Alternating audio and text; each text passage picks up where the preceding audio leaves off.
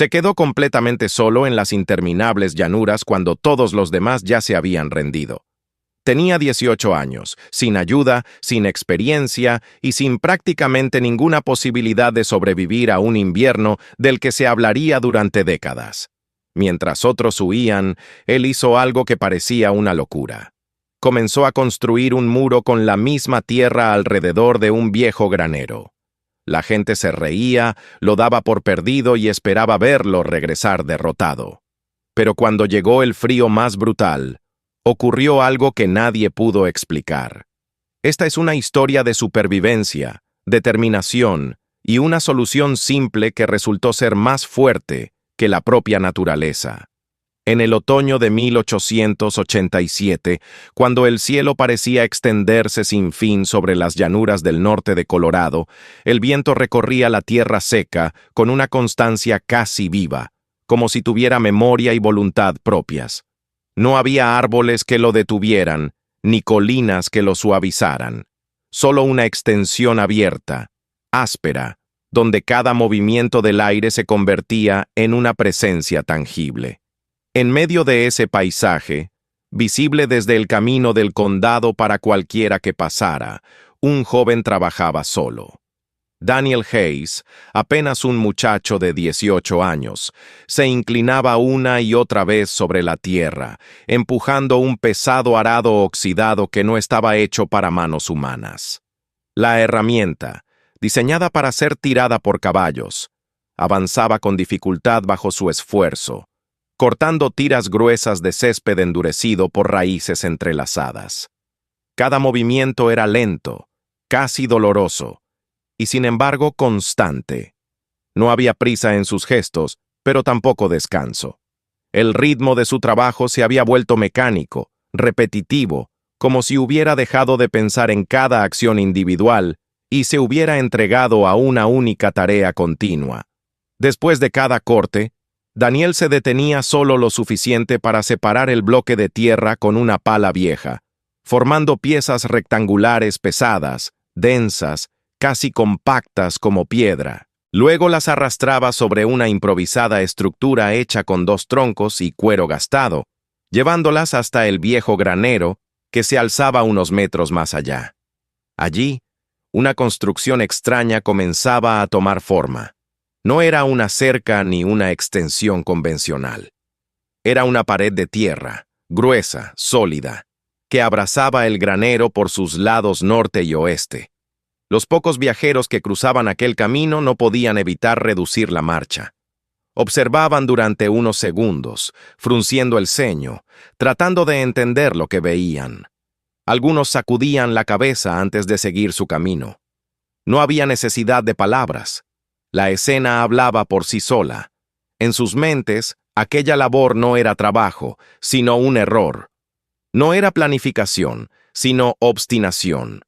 Y en el silencio de sus pensamientos, el juicio era siempre el mismo. Ellos conocían la historia de los Hayes. Durante años la familia había intentado hacer prosperar aquella tierra. Habían llegado con la esperanza de construir algo estable, de convertir la extensión salvaje en un hogar. Pero la tierra no había respondido como esperaban. Las lluvias habían sido escasas, el suelo duro y poco generoso, y el ganado nunca llegó a adaptarse del todo a los inviernos largos y severos. Cada estación parecía exigir más de lo que devolvía. Con el tiempo, las deudas comenzaron a crecer, y con ellas, el desgaste de quienes insistían en resistir. El fracaso no llegó de golpe, sino en pequeñas decisiones acumuladas. Una cosecha perdida, un invierno demasiado largo, un animal que no sobrevivía. Poco a poco, la familia se fue desgastando hasta que ya no quedó energía para continuar. El padre de Daniel, un hombre honesto pero agotado, comprendió que no había victoria posible en aquel lugar. La decisión de marcharse no fue impulsiva, fue el resultado inevitable de años de lucha. Cuando finalmente prepararon la partida, la tensión no era visible, pero estaba presente en cada movimiento. No había discusión abierta, pero sí una certeza silenciosa. Todos sabían lo que significaba ese viaje hacia el este. Era abandonar no solo la tierra, sino también la idea de lo que habían querido construir en ella. Daniel no compartía esa decisión, no por orgullo ni por rebeldía, sino por algo más profundo y difícil de explicar. Él no tenía recuerdos de otro lugar. Para él, aquellas llanuras no eran hostiles, sino familiares. No veía en ellas un enemigo, sino una condición que debía entenderse. Mientras los demás veían límites, él veía un sistema que aún no habían sabido interpretar. Cuando el carro de la familia desapareció en el horizonte, dejando tras de sí una estela de polvo que el viento dispersó en minutos, Daniel se quedó en silencio. No hubo despedida larga ni promesas, solo un vacío inmediato, tangible. El sonido del viento se volvió más claro, más dominante, como si el mundo hubiera eliminado todo lo innecesario para dejar solo lo esencial. Los primeros días en soledad fueron extraños. El espacio parecía demasiado grande, demasiado quieto. La ausencia de voces humanas transformaba cada sonido en algo más intenso. El crujido de la madera, el roce del viento contra las paredes, el leve desplazamiento de objetos, todo adquiría un peso distinto. Daniel comenzó a notar detalles que antes pasaban desapercibidos. La casa, el granero, el terreno, todo parecía más expuesto. La realidad de su situación se hizo evidente con rapidez. No había margen para errores. Cada recurso contaba. El alimento era limitado, la leña debía administrarse con precisión, y el tiempo antes del invierno era corto. No había ayuda posible. Nadie acudiría en caso de necesidad. Esa certeza no generó pánico inmediato, pero sí una presión constante, una conciencia clara de que cada decisión tendría consecuencias directas. La casa en la que había vivido con su familia era sólida a simple vista. Construida con troncos gruesos y bien ajustados, parecía ofrecer seguridad. Sin embargo, Daniel conocía sus debilidades. Las había experimentado durante los inviernos anteriores. Sabía cómo el frío penetraba lentamente, cómo las paredes se enfriaban hasta transmitir la sensación de hielo al tacto. Recordaba las mañanas en las que el interior estaba cubierto por una fina capa de escarcha, incluso con el fuego encendido durante toda la noche. El problema no era la falta de calor, sino su pérdida constante. Por más que la estufa funcionara, el calor parecía desaparecer. La leña se consumía a un ritmo alarmante, y aún así, la temperatura apenas alcanzaba un nivel tolerable. Daniel había observado ese proceso sin comprenderlo del todo en ese momento, pero ahora lo veía con claridad. El calor no se estaba quedando. Estaba siendo arrebatado. El viento era el factor constante. No era solo una corriente de aire frío, era una fuerza que extraía el calor de las superficies, que lo arrastraba a través de cualquier punto vulnerable. La casa no estaba diseñada para resistir ese tipo de agresión. Era, en esencia, una estructura abierta al intercambio continuo con el exterior. Ese entendimiento cambió su forma de ver el problema. No se trataba de producir más calor, sino de evitar perderlo. La idea no surgió de inmediato, sino a partir de recuerdos. Años atrás, cuando ayudó a cavar un pequeño sótano, había notado algo extraño. Bajo tierra, la temperatura era diferente, más estable. En verano era fresca, y en otoño parecía conservar una calidez inesperada. Aquella experiencia no tenía explicación en ese momento, pero había quedado grabada. También recordaba a los animales, las madrigueras de los tejones, los refugios ocultos bajo la tierra. Ninguno de ellos enfrentaba el invierno desde la superficie. Todos buscaban profundidad, aislamiento, protección natural.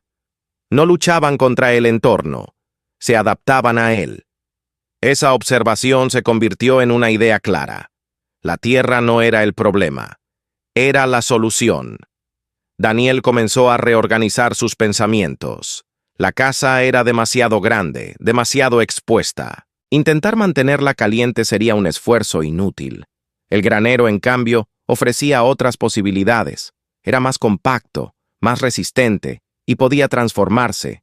La clave no estaba en cambiar su interior, sino en protegerlo desde el exterior. La idea era simple en su estructura, pero compleja en su ejecución. Construir una segunda capa alrededor del granero, una barrera hecha de tierra, no una pared delgada, sino una masa gruesa que absorbiera el impacto del viento y estabilizara la temperatura. Entre esa capa y la estructura de madera, dejar un espacio vacío donde el aire permaneciera inmóvil. Ese aire actuaría como un aislante adicional. No era una solución elegante ni convencional. Era primitiva en apariencia, pero respondía a una lógica clara. El tiempo era limitado. El suelo aún permitía ser trabajado, pero pronto se endurecería con las primeras heladas. Daniel entendió que debía actuar de inmediato. El primer día de trabajo marcó el inicio de un proceso sin retorno. La tarea era más difícil de lo que había imaginado. El suelo resistía, las herramientas no eran adecuadas, y cada bloque de tierra exigía un esfuerzo considerable. Sin embargo, con cada intento, ajustaba su método. Aprendía a aprovechar el peso, a utilizar la palanca, a distribuir mejor su fuerza. El trabajo dejó de ser improvisado y comenzó a adquirir estructura. Cada acción tenía un propósito. Cada movimiento formaba parte de un sistema en desarrollo. Con el paso de los días, la base de la estructura comenzó a hacerse visible. Lo que al principio era solo una idea, se convertía en una realidad tangible. La pared de tierra crecía lentamente, bloque a bloque, formando una masa compacta que empezaba a rodear el granero. Aún así, las dudas aparecían en los momentos de cansancio. Cuando el cuerpo no respondía con la misma fuerza, cuando el viento parecía más intenso, cuando la magnitud del trabajo se hacía evidente. En esos momentos, Daniel evaluaba lo que había hecho. Consideraba la posibilidad de estar equivocado, pero también sabía que no había alternativa. Detenerse significaba aceptar un invierno en condiciones que ya conocía. Continuar era arriesgado, pero ofrecía una posibilidad diferente. Esa decisión, tomada una y otra vez en silencio, se convirtió en el fundamento de todo lo que seguiría. El trabajo que Daniel había iniciado no admitía pausas prolongadas ni dudas sostenidas.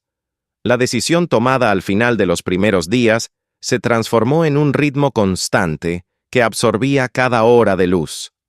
Desde el amanecer, cuando el aire aún conservaba la quietud fría de la noche, hasta el momento en que el sol descendía y el viento volvía a intensificarse, su jornada seguía una secuencia repetida con precisión creciente. El cuerpo comenzó a adaptarse a la exigencia, pero no sin resistencia. Cada músculo parecía recordar el esfuerzo del día anterior, y aún así respondía, empujándolo a continuar.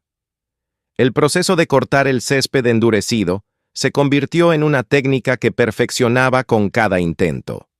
No todas las zonas de la pradera ofrecían el mismo material. Daniel aprendió a identificar los lugares donde las raíces se entrelazaban con mayor densidad, formando una especie de tejido natural que mantenía unidas las capas de tierra. Esas áreas, generalmente en depresiones, donde la humedad había persistido más tiempo, producían bloques más resistentes, menos propensos a desmoronarse. La diferencia no era menor. Un bloque bien formado podía sostener su peso sin deformarse, mientras que uno débil se quebraba al ser levantado, obligándolo a repetir el trabajo. El peso de cada pieza era considerable. Al principio, el esfuerzo de levantarlas y transportarlas parecía desproporcionado, pero con el tiempo, encontró la forma de distribuir la carga, utilizando el impulso del cuerpo y el equilibrio en lugar de la fuerza bruta. El improvisado arrastre que había construido se convirtió en una extensión de su propio movimiento. No era eficiente en términos absolutos, pero funcionaba dentro de sus limitaciones. Al llegar al granero, el trabajo adquiría una dimensión distinta.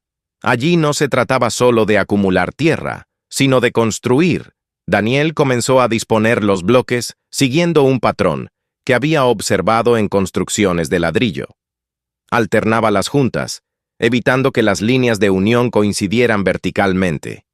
Esa simple decisión aumentaba la estabilidad de la pared, distribuyendo el peso de manera más uniforme. Cada capa reforzaba la anterior, creando una estructura que no dependía de un solo punto, sino de la interacción de todos sus elementos. La pared crecía lentamente, pero con una solidez que contrastaba con su apariencia irregular. No era lisa ni perfecta. Su superficie seguía las formas naturales de los bloques, con pequeñas variaciones que, lejos de debilitarla, contribuían a su cohesión. Daniel no buscaba precisión estética, sino funcionalidad. Cada pieza encontraba su lugar en función de cómo encajaba mejor con las demás. Entre la pared de tierra y la estructura del granero, dejó un espacio constante. Ese vacío, invisible desde el exterior, era tan importante como la propia pared.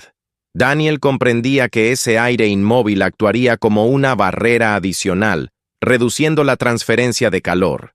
No podía medirlo ni expresarlo en términos científicos, pero lo entendía de forma intuitiva. Sabía que el aire en movimiento extraía calor, mientras que el aire atrapado lo retenía. A medida que avanzaba, comenzó a notar cómo la estructura adquiría una lógica propia. No era solo una acumulación de materiales, sino un sistema. La tierra no solo bloqueaba el viento, sino que también absorbía la energía del sol durante el día, almacenándola para liberarla lentamente cuando la temperatura descendía. Esa idea, que en un principio había sido apenas una suposición, empezó a tomar forma en su mente como una certeza. El trabajo, sin embargo, no pasaba desapercibido. Con el paso de los días, la curiosidad de los vecinos se transformó en interés, y ese interés en juicio. Algunos se acercaban lo suficiente como para observar los detalles, pero no intervenían. Otros pasaban a distancia, comentando entre ellos. Las miradas se volvían más frecuentes, más prolongadas. Daniel percibía esa atención, pero no la buscaba. La reputación comenzó a formarse sin su participación. En las conversaciones de los pocos puntos de encuentro de la zona, su nombre empezó a aparecer asociado a la idea de error. No se trataba de malicia abierta, sino de una convicción compartida de que estaba cometiendo un acto inútil. Para quienes habían construido durante años en esas tierras, su método no tenía precedentes. Y en un entorno donde la experiencia era la principal guía, lo desconocido era rápidamente descartado. Entre todos ellos, Robert Miller representaba la voz más respetada. Había levantado varias estructuras en la región y su opinión tenía peso. Cuando finalmente decidió acercarse, lo hizo con la intención de entender, pero también de corregir. Observó la construcción con detenimiento, recorriendo el perímetro, examinando la base, la altura, la forma en que los bloques estaban dispuestos. Su evaluación no fue apresurada. Sin embargo, su conclusión fue clara. Desde su perspectiva, la tierra en contacto con la madera representaba un riesgo evidente. La humedad retenida podía filtrarse, debilitando la estructura interna. El peso acumulado podía generar presión sobre las paredes, comprometiendo su estabilidad. Todo en aquella construcción le indicaba un problema futuro. Daniel escuchó esas observaciones sin interrumpir. No tenía argumentos técnicos para contradecirlas, pero tampoco podía ignorar la lógica que lo había llevado hasta allí. Había considerado esos riesgos en su propio análisis, aunque no con el mismo lenguaje. La presencia del espacio de aire no era un detalle accidental, sino una respuesta a esas preocupaciones. Sin embargo, no sentía la necesidad de justificar cada decisión. La visita de Miller dejó una huella más profunda de lo que Daniel estaba dispuesto a admitir. La autoridad del hombre no se basaba en palabras vacías, sino en experiencia acumulada. Durante las horas siguientes, mientras continuaba trabajando, la posibilidad de error se volvió más concreta. La estructura que hasta entonces había representado una solución, comenzó a parecer, por momentos, una apuesta incierta. El cansancio amplificaba esas dudas. El cuerpo agotado no solo reducía la fuerza, sino también la claridad mental. Cada bloque colocado requería un esfuerzo adicional, y en ese esfuerzo se filtraban pensamientos que antes no tenían espacio. La soledad, que al principio había sido simplemente una condición, se transformó en un factor activo. No había voces externas que equilibraran la percepción, ni referencias que confirmaran o desmintieran sus decisiones. Aún así, el trabajo continuaba. No por convicción absoluta, sino por necesidad. Detenerse significaba aceptar la vulnerabilidad de la situación actual. Continuar, aunque incierto, ofrecía una posibilidad distinta. Con el paso de las semanas, la estructura alcanzó una altura considerable. Las paredes de tierra comenzaron a definir claramente el contorno del granero, envolviéndolo en una forma que ya no parecía temporal. Desde cierta distancia, el edificio adquiría una apariencia distinta, como si emergiera del terreno en lugar de estar construido sobre él. El interior también requería adaptación. Daniel comprendió que no bastaba con proteger el exterior. El espacio habitable debía reducirse para concentrar el calor. Utilizó materiales disponibles, telas gruesas, restos de madera, para delimitar una zona pequeña dentro del granero. Ese espacio, contenido y manejable, se convertiría en su refugio principal durante el invierno. El sistema completo comenzaba a cerrarse. Cada elemento cumplía una función específica. La pared exterior detenía el viento. El aire atrapado aislaba. La masa de tierra estabilizaba la temperatura. El espacio interior reducido facilitaba el calentamiento. Cuando las primeras nevadas aparecieron, ligeras y aún intermitentes, Daniel observó su construcción con una mezcla de evaluación y cautela. No había garantía de éxito. La estructura no había sido probada en condiciones reales. Todo lo que había hecho se basaba en observaciones, en conexiones entre experiencias previas y decisiones presentes. El paisaje empezó a cambiar. El color de la tierra se cubrió con una capa blanca irregular. El aire se volvió más denso, más cortante. El viento, lejos de disminuir, parecía intensificarse con la llegada del frío. Era el comienzo de la prueba. En ese momento, la construcción dejó de ser un proyecto y se convirtió en una apuesta directa contra el invierno. El invierno no llegó de forma gradual, sino como una irrupción brusca que transformó el paisaje en cuestión de días. Lo que hasta entonces había sido una transición de temperaturas más bajas y nevadas ligeras, se convirtió de pronto en una presencia implacable. El aire perdió toda suavidad, endureciéndose hasta volverse casi sólido en su contacto con la piel.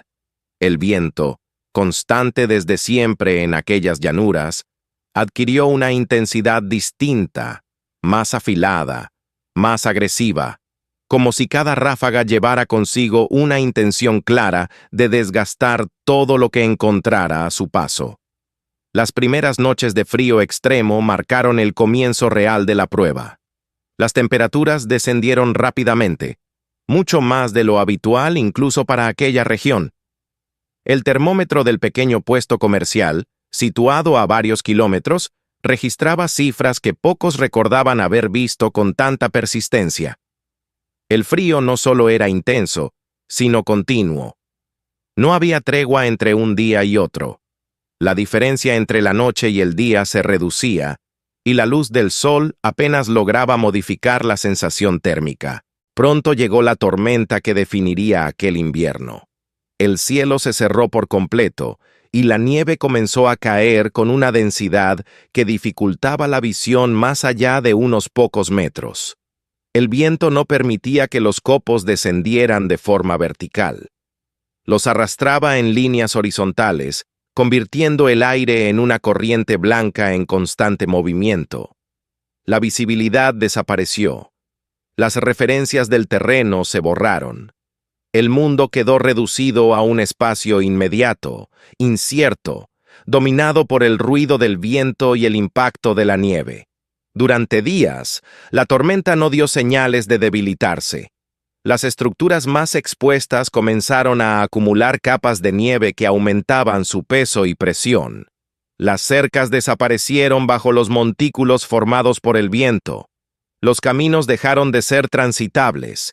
El aislamiento, que antes era una condición, se convirtió en una realidad absoluta. Cuando finalmente la tormenta cedió, no lo hizo devolviendo la normalidad, sino dejando tras de sí un frío aún más profundo. El aire se volvió más seco, más rígido. La nieve, compactada por el viento, reflejaba la luz con una intensidad que contrastaba con la dureza del ambiente.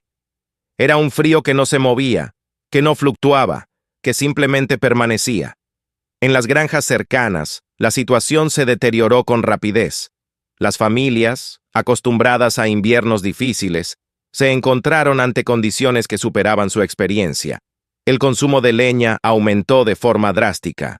Lo que en otros años había sido suficiente para toda la temporada, ahora apenas alcanzaba para unas semanas. Las estufas se mantenían encendidas sin descanso, pero el calor no lograba estabilizarse. Las paredes de las casas, expuestas al viento constante, se enfriaban hasta convertirse en superficies que absorbían más energía de la que devolvían. El interior de muchas viviendas se mantenía apenas por encima del punto de congelación.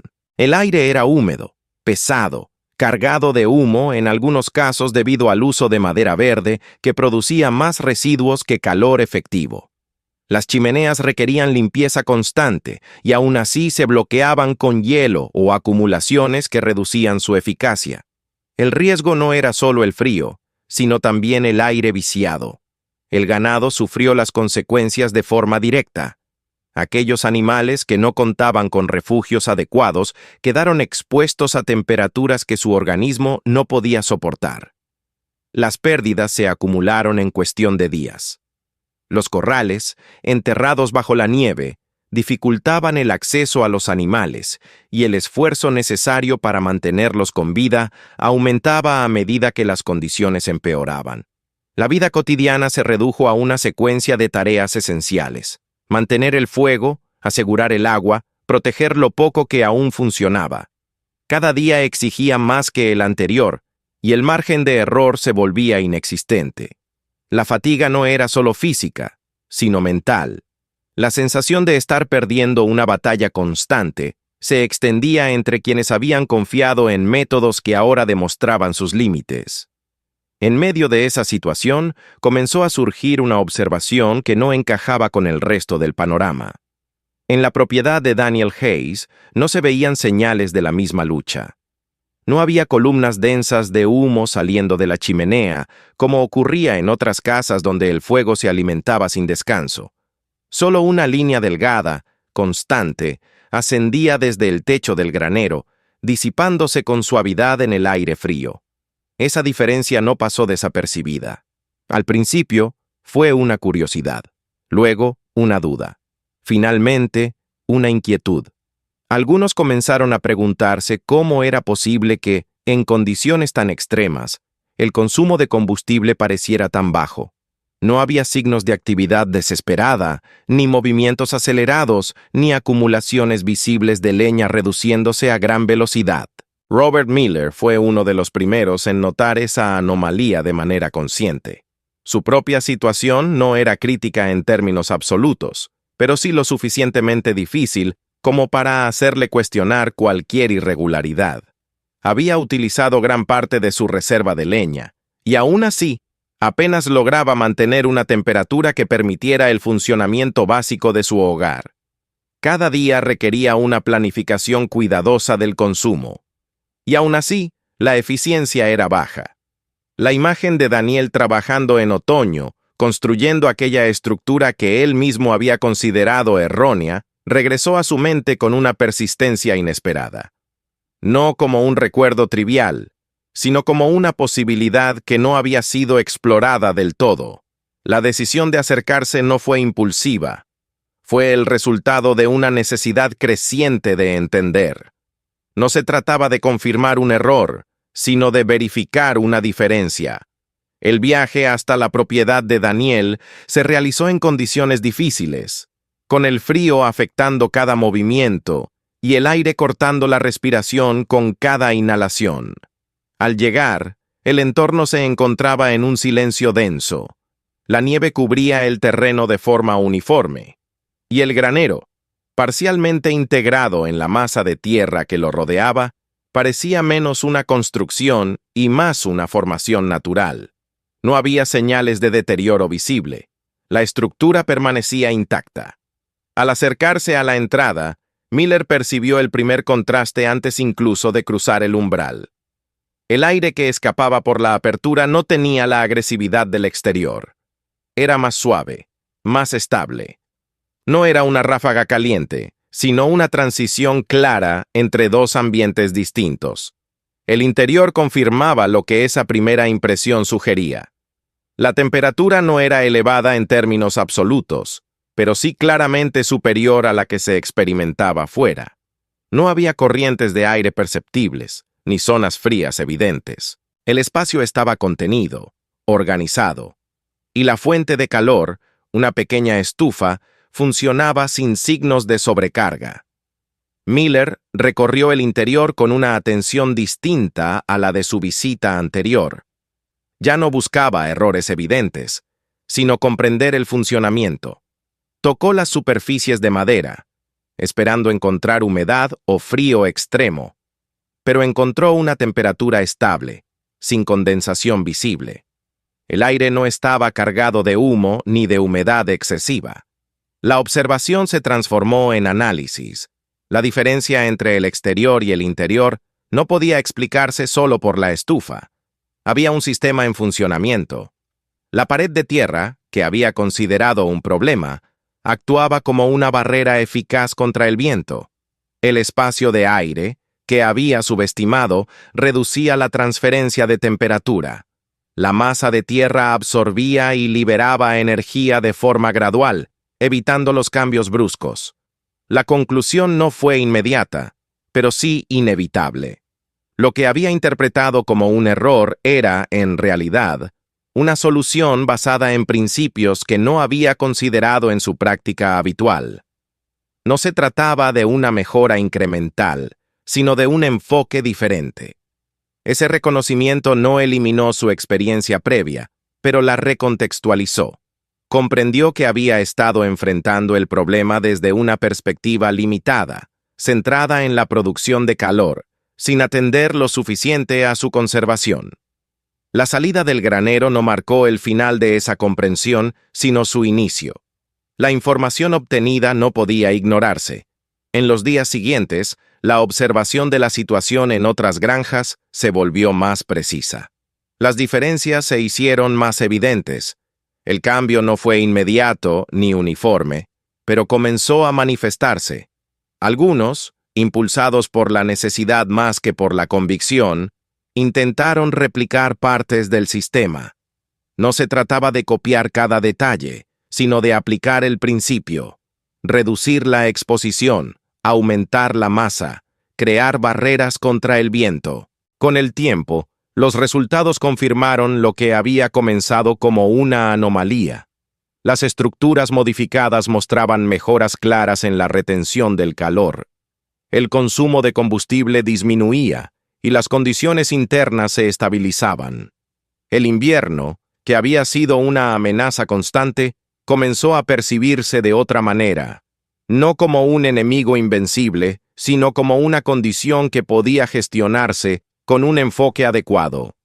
Años después, el granero de Daniel Hayes seguía en pie, integrado en el paisaje como si siempre hubiera formado parte de él. No destacaba por su forma, ni por su tamaño, sino por la lógica silenciosa que representaba. No era un símbolo visible de innovación, sino una evidencia discreta de comprensión. El viento continuaba recorriendo las llanuras con la misma intensidad de siempre. La nieve seguía cubriendo la tierra cada invierno. Nada en el entorno había cambiado. Y sin embargo, algo esencial había sido distinto desde aquel momento. La diferencia no residía en la fuerza ni en los recursos, sino en la forma de observar. En la capacidad de reconocer que, a veces, la respuesta no está en resistir más, sino en entender mejor. Y en ese entendimiento, en medio de un paisaje que no ofrecía concesiones, un hombre había encontrado no solo una forma de sobrevivir, sino una manera de permanecer. Si te ha gustado esta historia, no olvides apoyar el canal. Suscríbete ahora mismo para no perderte nuevas historias sorprendentes sobre personas que lograron cambiar su destino y descubrir oportunidades increíbles donde otros solo veían dificultades. Dale like a este video. Así ayudas a que más personas puedan ver esta historia. Y si realmente te conmovió, compártelo con tus amigos o envíaselo a alguien que ahora mismo necesite un poco de esperanza e inspiración. Y no olvides ver otras historias en el canal. Hay muchos relatos increíbles que pueden sorprenderte tanto como este. Tal vez la próxima historia sea aún más inesperada. Gracias por ver. Nos vemos en el próximo video.